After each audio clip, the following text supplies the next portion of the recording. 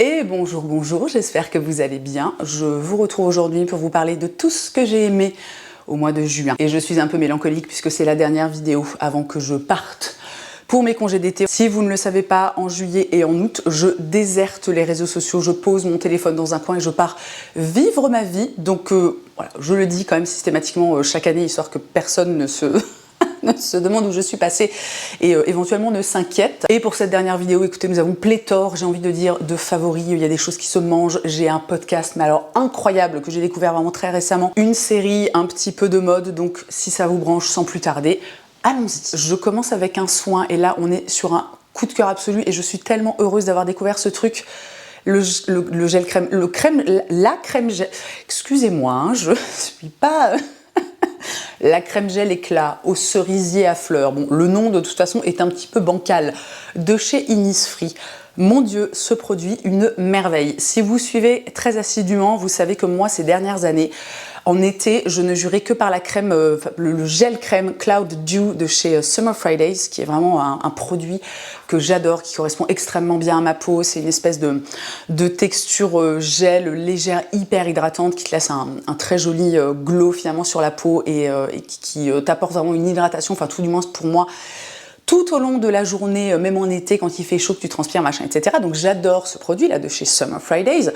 Le problème, c'est pas vraiment un problème, mais ce qui m'embêtait principalement quand même avec ce produit, et ce pourquoi j'ai essayé de trouver une alternative, c'est le prix. Dans mes souvenirs, on est sur un pot qui doit coûter entre 40 et 50 euros et je me suis mis en tête, en fait, il y a quelques temps, de trouver tout simplement une alternative qui soit moins chère parce que, voilà, je sais pas, je suis dans la période où il y a des trucs, j'ai pas envie de dépenser autant d'argent et je me dis, il doit forcément y avoir une option qui va me correspondre et qui va être moins chère. Et bien écoutez, l'option en question est ici. Pour commencer, ce produit a une texture, alors je sais pas si on peut dire surprenante, mais on est vraiment, je vous mets des petits inserts, sur un gel transparent qui est très léger à l'application. C'est ultra agréable. C'est un produit qui est parfumé.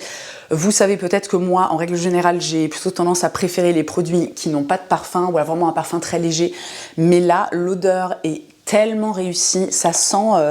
alors, ça sent, là, je m'en suis mis un petit peu là, ça sent la cerise, je dirais un petit peu la cerise bonbon, mais pas dans un truc extrême où c'est un peu écœurant. Moi, je suis pas ultra fan, en règle générale, des odeurs, vous savez, très, très sucrées, très confiseries, etc. Là, je trouve que l'odeur est extrêmement agréable. C'est une odeur, bon, dans tous les cas, de toute façon, qui reste pas du tout sur le visage. Et alors, ce gel, donc déjà, niveau sensorialité, au moment de l'application, c'est ultra agréable et c'est d'un hydratant, j'ai envie de dire, mais absolument incroyable. Pour info, ma peau en ce moment, enfin surtout en été, elle est vraiment dans un truc finalement assez normal. Elle est ni trop sèche, ni voilà, trop grasse sur la zone T. Après, j'ai toujours, mais comme finalement beaucoup de personnes, une tendance à la déshydratation. Ça, c'est un petit peu la base. Et vraiment, ce petit gel-là est absolument fabuleux. Et on est sur un produit qui coûte 29 € pour 50 ml. Donc écoutez, je pense que là, je vais me serrer une bonne pince parce que la mission remplacer ma crème à 50 balles d'été est réussie. Je passe maintenant à une série. Si vous avez été assidu au niveau des vidéos favoris ces derniers mois, vous savez que moi, je suis globalement à la recherche de séries, que ce soit qu'on est sur des trucs bonnes vibes. Alors j'ai quand même regardé des trucs un petit peu plombants, hein, et puis on en a parlé de toute façon dans les favoris, mais c'est vrai que si vous voulez, bon bah globalement l'ambiance générale est quand même assez lourde, hein, c'est pas facile, donc moi j'ai de plus en plus de mal à regarder des séries qui soient aussi excellentes puisse-t-elle être. Moi j'ai envie d'un truc léger, tu vois, j'ai envie de juste passer un bon moment, rigoler, être un peu ému, tu vois, et pas un truc où en fait tu termines un épisode, tu te sens obligé d'aller prendre 3 antidépresseurs, quoi. Sur les conseils de ma sœur, j'ai commencé Hacks sur Netflix, et alors, non mais écoutez, mais vraiment, un véritable bonheur cette série. Donc je vous lis rapidement le synopsis, car vous savez comme d'habitude que je ne suis pas très douée pour résumer les choses. Eva, une jeune auteure, est embauchée pour aider Deborah Vance, une légendaire comédienne de Las Vegas, afin de l'aider à moderniser ses textes pour séduire un public plus jeune. Alors que les deux femmes ont des personnalités et des styles de vie très différents, elles doivent trouver un équilibre entre tradition et innovation, tout en naviguant dans l'industrie de la comédie impitoyable de Las Vegas. Donc la série commence et on découvre en fait ces deux femmes qui sont les personnages principaux de la série. D'un côté, Eva, qui est une jeune, je sais pas, elle doit avoir 25 ans, bon, je pense qu'elle a en dessous de 30 ans, et donc Deborah Vance, qui est une humoriste je suis en train de paraphraser vraiment tout ce que je viens de vous dire, je ne sais pas pourquoi je fais ça. Bref, elles vont se retrouver, j'ai envie de dire limite un peu contre leur gré, à travailler ensemble, et de ça va découler une série d'épisodes. Alors sachant que là, au moment où je vous parle, j'en suis à la saison 2, et il me semble qu'il y a 4 saisons. Je suis pas sûre que la 4e saison soit déjà sortie, mais voilà, il y a déjà pas mal d'épisodes qui sont dispo sur Netflix. Et donc à partir de là, va découler tout simplement une série d'épisodes où on va suivre l'évolution de ces deux femmes. Et quand je dis l'évolution, ça va être aussi bien l'évolution personnelle que l'évolution finalement de leur relation. C'est une série que je trouve fabuleuse. Premièrement, les deux actrices là, qui jouent les personnages principaux sont incroyables. Mais bon, globalement, tout le monde, vraiment tous les acteurs sont vraiment très bons, de mon point de vue dans cette série. C'est une série pour moi qui réunit vraiment tout ce qui peut me plaire, en fait, tout ce qui peut faire que j'apprécie regarder une série. Il y a un côté humain, psychologie humaine, développement de personnages, développement des relations aussi qui est hyper intéressant, qui est hyper prenant. C'est rigolo, c'est rythmé, il y a aussi des moments qui sont finalement assez émouvants. Donc vous savez, c'est tout un... Vraiment, ils ont pris un peu tous les trucs que ça fait une bonne série, là, ils ont mis dans un petit sachet, ils ont secoué, et roule ma poule. Et j'adore cette série. Je me suis tellement attachée aux deux personnages, Eva et Deborah, et notamment en fait à leur relation c'est une relation qui est très complexe parce que, encore une fois, on est sur deux personnalités, deux femmes qui viennent de générations et qui ont donc des idées, un petit peu finalement des valeurs qui sont très différentes. Et je trouve ça... je trouve vraiment... moi, ce qui me marque dans cette série, c'est le côté humain. C'est vraiment observer ces deux femmes qui vont évoluer ensemble et qui vont aussi, dans leur relation... trouver finalement comment faire pour que ça fonctionne entre elles et qui vont tisser des liens. Bref, si vous cherchez une série qui soit légère mais néanmoins excellentissime, il me semble avoir lu que c'est une série qui a été multiprimée. Alors j'espère que je dis pas trop de conneries, bon, au pire c'est pas très grave, hein, j'ai envie de dire, vraiment jetez un œil à Axe, c'est trop bien. On retourne sur un produit de beauté. Si vous me suivez sur Instagram, potentiellement vous l'avez vu passer puisque je vous en ai parlé dans des stories. Je voulais vous reparler du masque purifiant 2 en 1 de chez On The Wild Side. Pour info, cette petite partie de la vidéo est en collaboration avec On The Wild Side. Alors, ce masque est absolument incroyable. C'est un masque qui, alors comme d'habitude chez On The Wild Side, contient un mélange de plantes sauvages mais aussi du charbon et de l'argile. Et donc c'est un masque purifiant pour le visage et pour le cuir chevelu. Alors ce que je vous disais sur Instagram, c'est que moi pour le visage, c'est pas... alors c'est un besoin que j'ai de temps en temps, notamment en été, voilà, parce que tu transpires, parce que moi perso je mets du SPF toute la journée, tous les jours pardon. Je suis vraiment à côté de mes pompes aujourd'hui. Je rentre du Hellfest, en fait, là j'ai dormi 12 heures cette nuit, et je sais pas si ça vous fait ça parfois, mais moi quand je dors trop, je suis complètement à la ramasse. Bref, c'est pas grave. Bref, donc sur le visage, c'est pas un très grand besoin chez moi, mais néanmoins, voilà, c'est un produit qui est très agréable à utiliser, qui est pas du tout desséchant. Mais alors, sur le cuir chevelu, moi j'ai le cuir chevelu gras, ça fait plusieurs années maintenant que je sais pas trop qu'est-ce qui s'est passé, tu vois, mais bon, j'ai le cuir chevelu qui regresse quand même assez vite. Et le principe de ce masque, c'est que, voilà, t'es sous la douche, tu te laves les cheveux, et tu vas en fait en appliquer vraiment sur la racine des cheveux. Tu le laisses poser genre 5 minutes, tu vois, le temps, je sais pas, de te savonner le corps, au bout de, voilà, qu'importe. Personnellement, comme évidemment, j'ai toute la chance du monde, j'ai les racines grasses et les pointes sèches, pendant que mon masque On The Wild Side pose, je mets un petit peu d'après-shampoing ou un truc, voilà, sur mes pointes, je laisse poser, après je rince le tout. Et vraiment, ça te laisse les cheveux, en fait, vous savez, le cuir chevelu, les racines, mais d'une légèreté absolue. Ce que j'adore aussi, c'est que ça va apporter comme une... Je sais pas si on peut dire texture, c'est un peu difficile à décrire, mais moi j'aime bien, en fait, j'ai beaucoup de cheveux, mais ils sont très fins, donc j'ai pas toujours, en fait, énormément de volume, et j'aime bien, en fait, avoir un effet de cheveux... c'est pas qui accroche, je sais pas comment expliquer. Après, c'est très personnel. Je sais qu'il y a des personnes qui adorent les produits, qui vont leur laisser les cheveux hyper soyeux, hyper doux. Moi, j'ai horreur de cet effet, mais je pense notamment parce que, tout simplement, j'ai les cheveux qui sont texturés. Donc, c'est le genre de truc, en fait, moi, si mes cheveux sont vraiment tout lisses, ça va casser mes ondulations, puis ça donne un truc qui est pas fifou, quoi. Et là, vraiment, je le redis, on est sur un cuir chevelu, sur des racines qui sont hyper légères. Ça laisse un super beau volume. Perso, ça me permet aussi d'espacer un petit peu mes shampoings. Alors c'est pas, t'espaces pas tes shampoings d'une semaine, quoi. À un moment, faut pas non plus, faut pas rêver, tu vois. Mais l'effet est vraiment incroyable. Qui plus est, on est sur une odeur qui est extrêmement agréable, une petite odeur de verveine citronnée.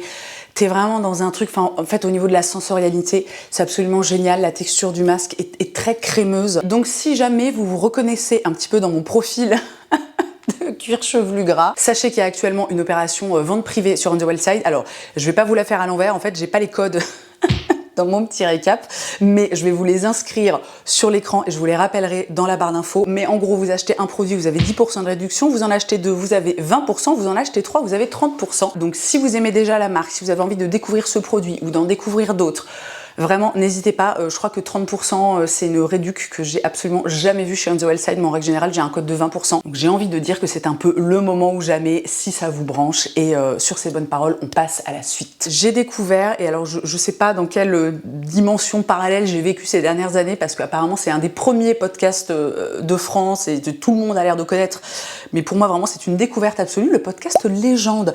Alors si je ne m'abuse, je crois que l'autre c'est Guillaume Play, que pareil je ne connais absolument pas. Je suis même pas sûre que le type s'appelle comme ça, mais bref, peu importe. Un de mes amis, la dernière fois, me dit « Putain, est-ce que tu connais ce podcast, La Légende ?» Ils ont sorti un épisode avec un hygiéniste absolument incroyable. Donc moi, évidemment, sans plus tarder, je me jette sur l'épisode en question. Alors écoutez, je crois que j'ai rarement autant kiffé l'épisode de podcast de toute ma vie. Dans cet épisode, l'invité, c'est un monsieur qui s'appelle Christophe, je crois qu'on ne connaît pas son nom de famille, qui est microbiologiste et qui est hygiéniste. Alors déjà, moi je ne savais pas que ce métier existait, hein, hygiéniste, sachant que, bon, bah, c'est ce qu'on apprend au fil de l'épisode, en fait, hygiéniste, c'est un poste, c'est une personne qui est présente dans tous les hôpitaux et dans toutes les cliniques et les choses comme ça. C'est quelqu'un qui en fait intervient pour, vous vous en doutez, en fait améliorer l'hygiène. Et dans cet épisode qui dure, qui plus est, alors moi vraiment j'adore, moi plus c'est long, plus c'est bon, j'ai envie de dire titre. Donc dans cet épisode de 1h30, Christophe nous parle entre guillemets de toutes les erreurs de propreté et d'hygiène qu'on fait au quotidien, et je sais, là comme ça, je vous raconte le truc et vous vous dites, bah dis donc, ça a l'air extrêmement chiant, mais alors vraiment pas du tout. Franchement, c'est alors à la fois passionnant et à la fois terrifiant, parce que forcément le mec, son métier c'est l'hygiène, son métier c'est de savoir que voilà, quand tu fais ci, quand tu fais ça, quand tu utilises je sais pas, par exemple il y a un moment où il parle des éponges, vous savez vraiment les éponges jaunes avec le truc vert à gratter là, il t'explique grosso merdo que c'est le truc, enfin un des trucs le plus dégueulasse qui existe. Est-ce que j'utilise ce genre d'éponge chez moi? Absolument. Est-ce que je vais toutes les brûler? Bien sûr que oui. Et il aborde en fait tout au long de cette heure et demie des tas de, comment dire, de postes et de sujets sur lesquels je pense on est beaucoup à avoir de très mauvaises habitudes, et des habitudes qui sont finalement pas très hygiéniques. Il parle notamment de la conservation des aliments, de comment se laver les mains au début de l'épisode. Non, mais alors, est-ce que ça va vous spoiler? Je ne sais pas. L'épisode commence et il donne une info qui personnellement m'a horrifiée, qui est qu'au niveau du changement de sous-vêtements en France, les hommes, bon, c'est une statistique, hein, ça veut pas dire que c'est vrai pour toutes les personnes, tu vois, mais bon, quand tu prends à la louche, en gros, les hommes changent de sous-vêtements 1 fois par semaine, et les femmes, alors, font 2 fois mieux, mais elles changent de sous-vêtements 2 fois par semaine. Donc alors moi j'étais là, bah écoutez, c'est quand même extrêmement dégueulasse, hein. Alors je crois qu'on est connu quand même en France pour pas être les personnes les plus propres qui soient, mais vraiment j'étais là, Et pourtant, si vous me connaissez bien, vous savez que je suis pas du genre à beaucoup laver mes vêtements, j'ai toujours dit que j'étais pro-germe, machin, etc. Bah écoutez, après l'écoute de cet épisode, je vais pas vous mentir, je le suis quand même vachement moins. Un truc qui m'a marqué, dont il parle un moment dans l'épisode, c'est aussi le fait de garder ses chaussures ou pas chez soi. Et ça m'a fait sourire parce que c'est une remarque que j'ai très régulièrement. Les gens, enfin voilà, vous, en fait, mes abonnés, me voient avec mes chaussures chez moi, je sais pas, que ce soit dans mes looks, des trucs comme ça. Et il y a très souvent des personnes qui me disent, mais tu gardes tes chaussures dans ton intérieur, tu vois. Un peu sous-entendu, c'est extrêmement dégueulasse. Et il explique que dans l'absolu, c'est absolument pas un problème parce que les bactéries, tu vois, c'est pas, je veux dire, c'est sur le sol, c'est pas un truc en fait qui va te sauter à la gorge. A priori, on mange pas par terre, on dort pas par terre, enfin tu vois, des trucs comme ça, quoi.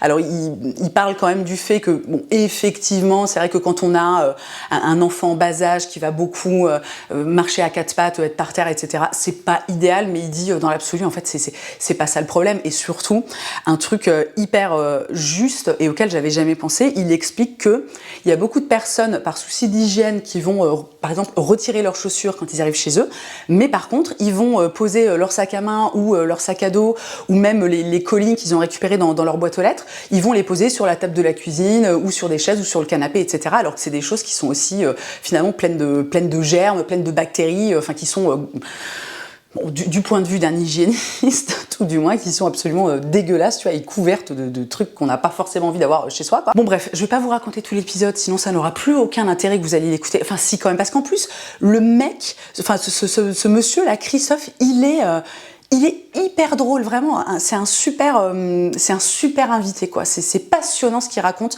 Tu sens tout simplement parce que tu sens que lui-même est passionné par cette question. Je vous mets un lien dans la barre d'infos, mais globalement c'est comme d'habitude, hein, c'est dispo sur toutes les plateformes d'écoute de podcast. Et j'ai pas encore écouté d'autres épisodes, mais voilà, Légende, ça m'a l'air d'être typiquement le type de podcast que j'adore, où il y a des invités qui viennent raconter une histoire, un truc. Voilà, donc je vais me pencher plus sérieusement sur la question. Je pense que je vais passer voilà, à peu près tout mon été à écouter Légende. Qui plus est, je découvre seulement le podcast, donc il y a plein d'épisodes. Je suis ravie. Je passe maintenant à quelque chose qui se mange. Alors là, malheureusement, je ne vais pas pouvoir vous montrer le truc en question, mais je suis sûre que je trouverai des images sur internet. J'ai découvert les glaces, le nom m'échappe, comment est-ce qu'elles s'appellent? Attendez. Les glaces de chez Nuit, Cream and Anatolian Pistachio. Non mais alors écoutez, mais moi je n'ai jamais mangé une aussi bonne glace de toute ma vie. Et donc je n'en ai malheureusement pas à vous montrer puisque le dernier paquet que j'ai acheté, je l'ai déglingué et là on vient à peine de rentrer, on n'est pas encore allé faire les courses, etc. Mais je suis tombée amoureuse de ces glaces. Je sais pas, je suis déjà dans une espèce de période où je suis obsédée par la pistache, c'est-à-dire que dès que je vois un truc à la pistache, je l'achète. Alors c'est plus ou moins réussi. J'ai notamment acheté, je crois que c'est chez De Bonne Maman, bon je sais plus, je vous mets une image. Alors globalement j'ai trouvé ça dégueulasse. Tiens, je sais pas, j'ai trouvé ça pas du tout réussi au niveau du goût, la texture est un peu trop...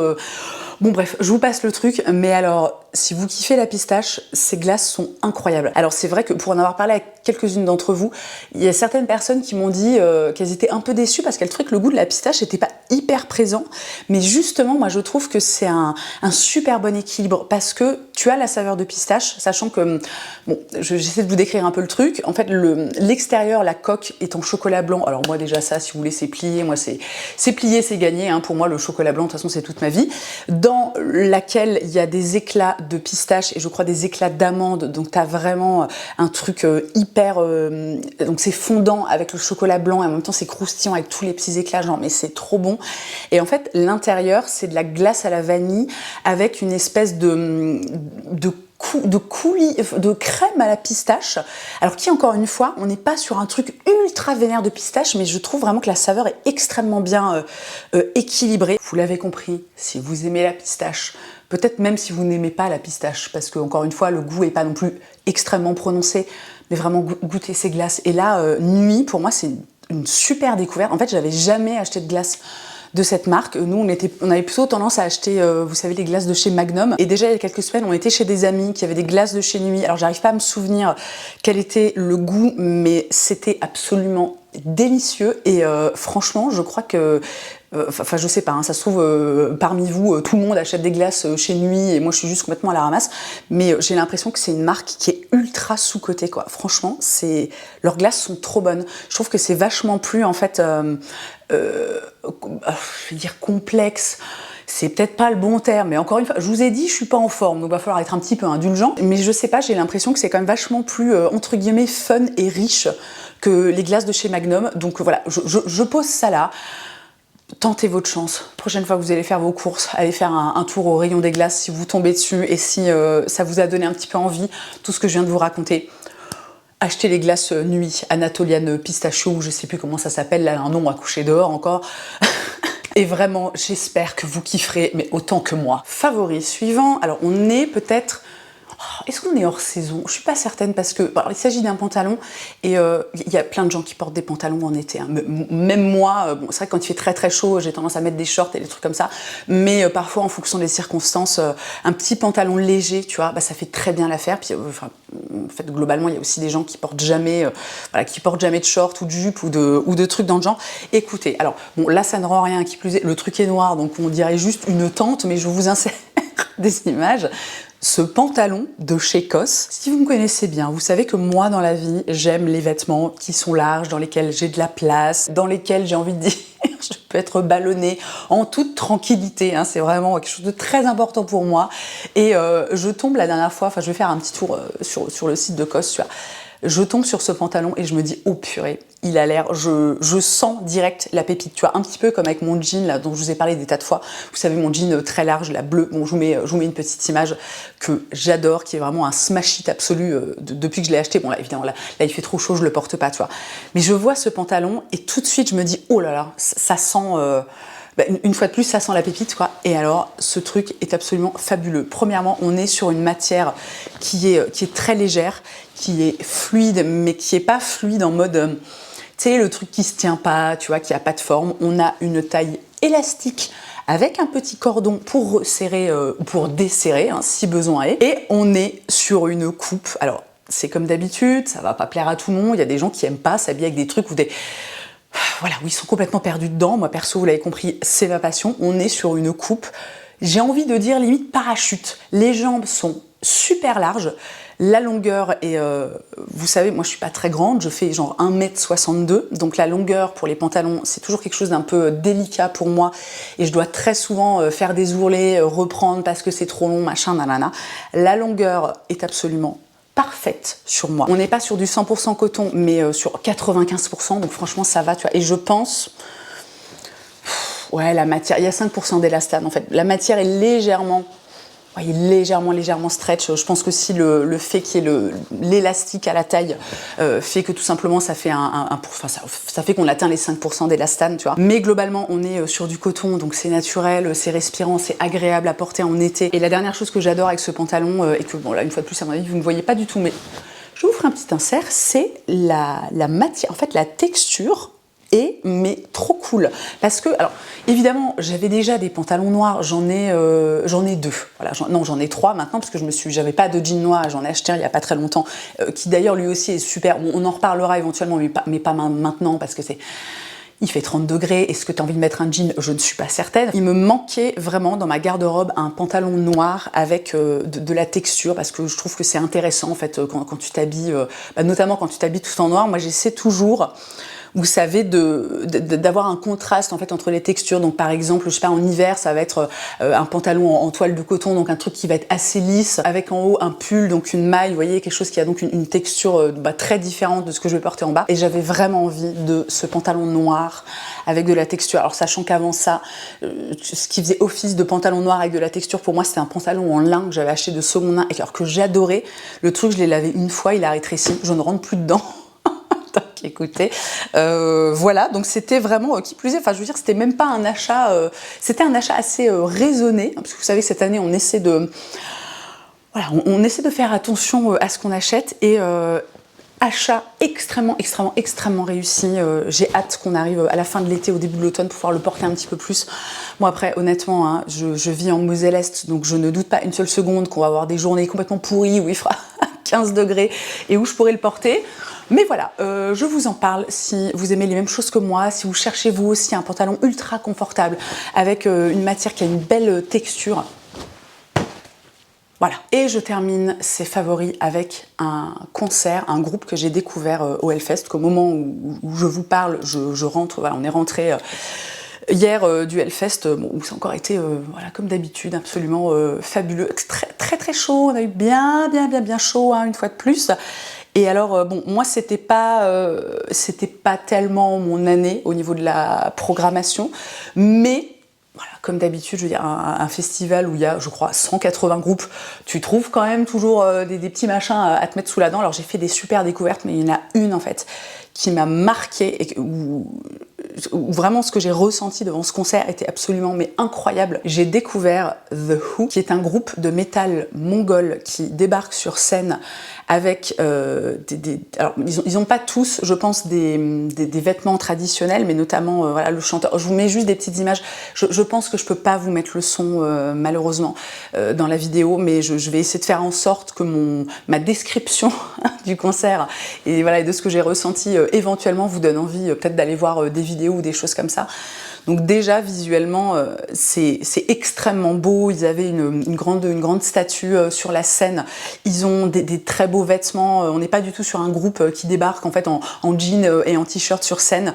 Ils avaient des instruments traditionnels. Alors au moment où je tourne, je suis pas encore allée me renseigner, mais c'était vraiment en fait c'était comme un... Je sais comment décrire ça.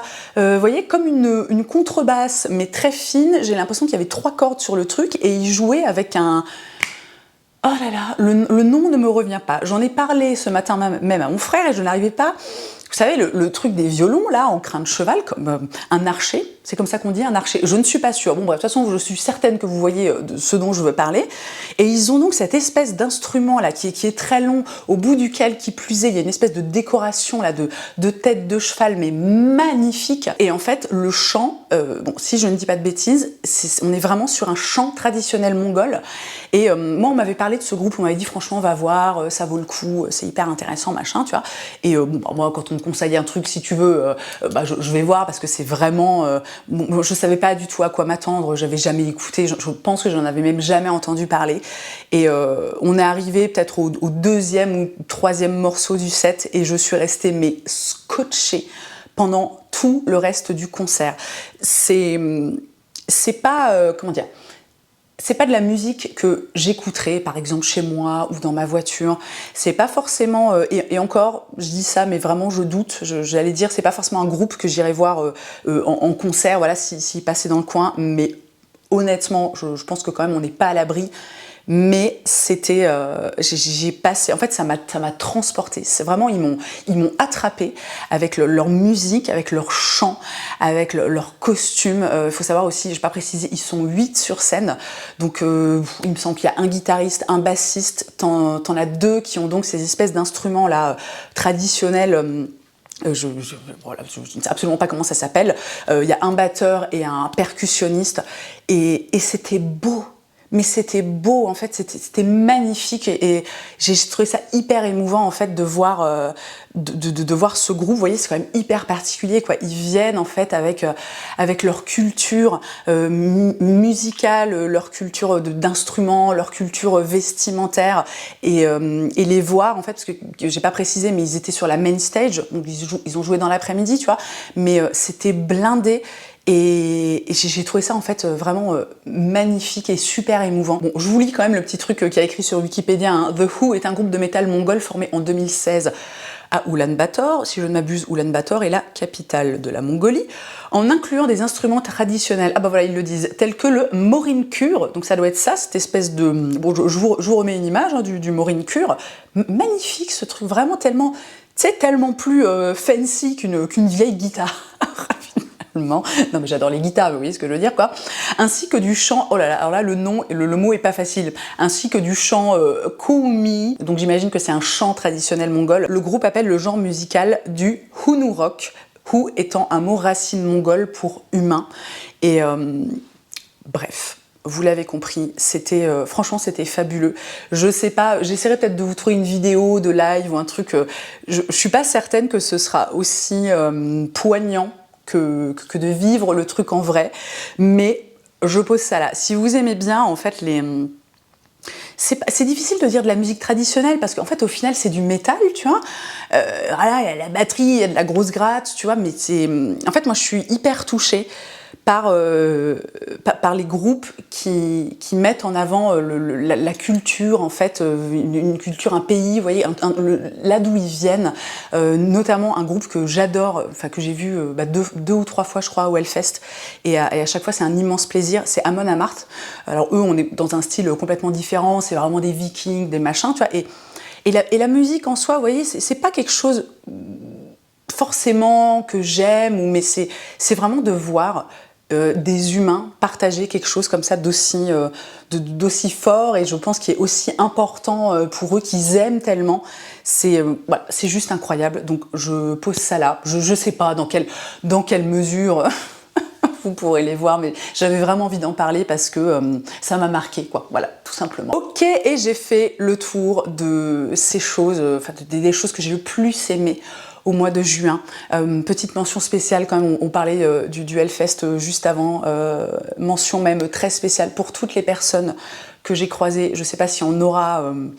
voilà, parmi vous qui regardent cette vidéo, mais sachez que tous les ans, c'est un véritable bonheur de vous croiser. Je crois qu'il n'y a aucun endroit où je puisse aller dans le monde où je croise plus le plus d'entre vous qu'au Hellfest, et à chaque fois, c'est juste mais incroyable. Vous êtes tellement cool, tellement gentil, tellement bienveillante, tellement, vous savez, pas intrusif. Enfin, voilà, c'est honnêtement toutes les personnes que j'ai croisées là cette année, si on avait pu juste se retrouver là tout ensemble, boire un petit godet, je sais pas, en regardant The Who par exemple, franchement ça aurait été un gros kiff.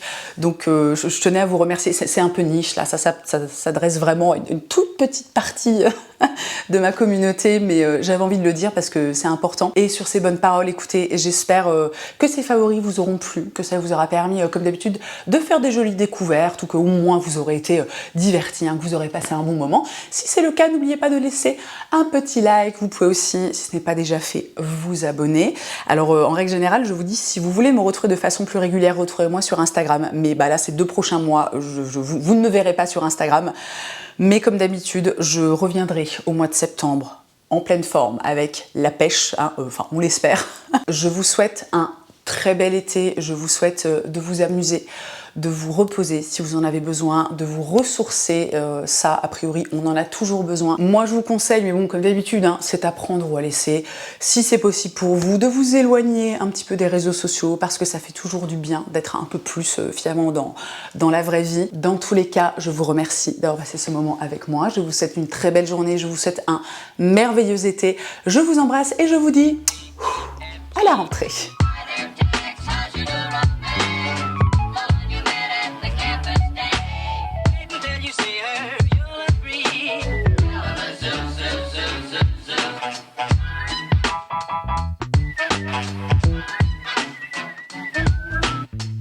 Thank you.